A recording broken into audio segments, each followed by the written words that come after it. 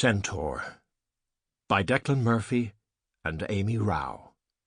Read by Stephen Hogan and Julie Maisey. If you're going to try, go all the way. Otherwise, don't even start. This could mean losing girlfriends, wives, relatives, and maybe even your mind. It could mean not eating for 3 or 4 days. It could mean freezing on a park bench. It could mean jail. It could mean derision. It could mean mockery, isolation. Isolation is the gift. All the others are a test of your endurance, of how much you really want to do it. And you'll do it, despite rejection and the worst odds.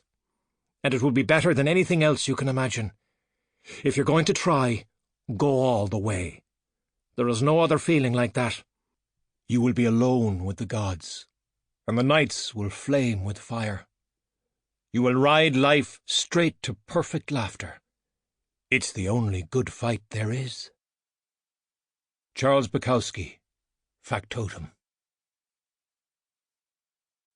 May Day. There is symphony in the movement of a horse. The gallop, for example, is a 4-beat rhythm. Hind leg, foreleg, foreleg. You just have to listen for it, to hear it as I hear it, and you will realize how musical it is, how beautifully poetic. This is the gait of the racehorse. It strikes off with its non-leading hind leg, then the inside hind foot hits the ground before the outside fore, but just by a split second. The movement concludes with the striking off of the leading leg, followed by a moment of suspension when, in glorious majesty, all 4 hooves are off the ground. Even at 35 or 40 miles per hour, when the animal appears to be flying, it follows this classic, controlled cadence. In truth, it is not flying at all. It is dancing. Hind leg, foreleg, foreleg.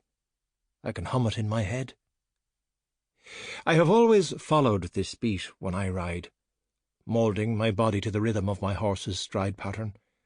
And in this way we have understood each other, my horse and I, our bodies in perfect sync, the energy between us reverberating like the silent echoes of an unspoken voice.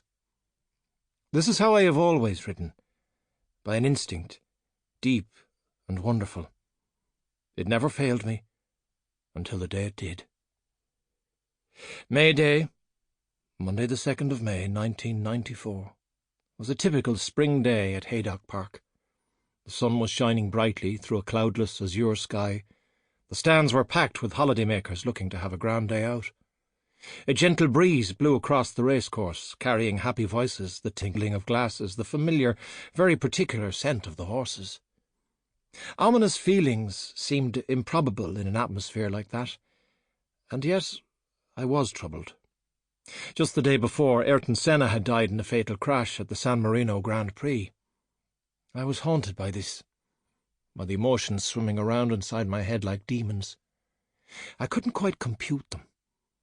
At the most simplistic level, a life had been lost.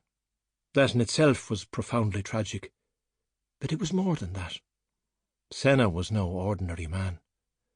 3-time Formula One World Championship winner, he was considered by many to be the single greatest racing driver of the modern era. And yet, he had died. What was more ironic, adding to the layers of sadness and confusion I felt over Senna's passing, was that Senna himself had been under immense emotional pressure on the day he died, following the death of Formula One colleague Roland Ratzenberger just 1 day prior. It was later revealed that a furled Austrian flag was found in Senna's car, which he had presumably intended to raise in honour of Ratzenberger after the race. That was never to be. It was little wonder that Senna's death had cast a pall over the entire sports world. After all, we are all conditioned to believe that our heroes are invincible. To me, it was deeply unsettling, perhaps because for the first time in my life it brought home the stark reality of my own mortality. I don't say this lightly. I don't say it with ignorance, and I certainly don't say it with arrogance.